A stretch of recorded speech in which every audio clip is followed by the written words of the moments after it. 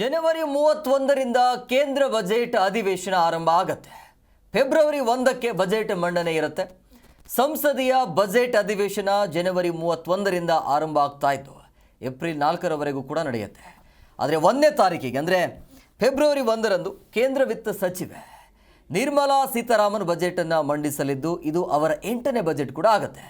Budget ಅಧಿವೇಶನದ ಮೊದಲ ದಿನ ಜನವರಿ 31ರಂದು ಲೋಕಸಭಾ ಮತ್ತು ರಾಜ್ಯಸಭೆಯ ಜಂಟಿ ಸಂಸತ್ ಸದನವನ್ನು ಉದ್ದೇಶಿಸಿ ರಾಷ್ಟ್ರಪತಿ ದ್ರೌಪದಿ ಮುರ್ಮು ಅವರು ಭಾಷಣ ಕೂಡ ಮಾಡ್ತಾರೆ. ಆರ್ಥಿಕ ಸಮೀಕ್ಷೆ ಮಂಡನೆ ಕೂಡ ಆಗತ್ತೆ.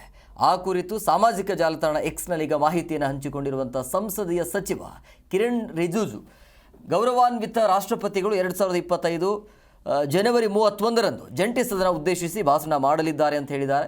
25 ಮತ್ತು 26ನೇ ಸಾಲಿನ ಅಂದರೆ 2025-26ನೇ ಸಾಲಿನ ಕೇಂದ್ರ ಬಜೆಟನ್ನು ಫೆಬ್ರವರಿ 1ರಂದು ಲೋಕಸಭೆಯಲ್ಲಿ ಮಂಡಿಸಲಾಗುವುದು ಅಂತ ತಿಳಿಸಿದರು.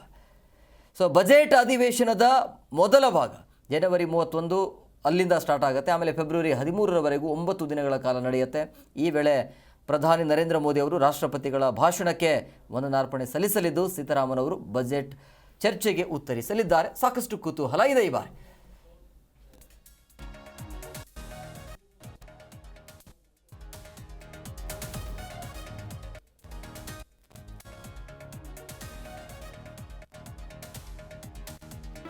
ಜಿ ಕನ್ನಡ ನ್ಯೂಸ್ ಈಗ ನಿಮ್ಮ ಮನೆಯಲ್ಲೇ ನೋಡಿ.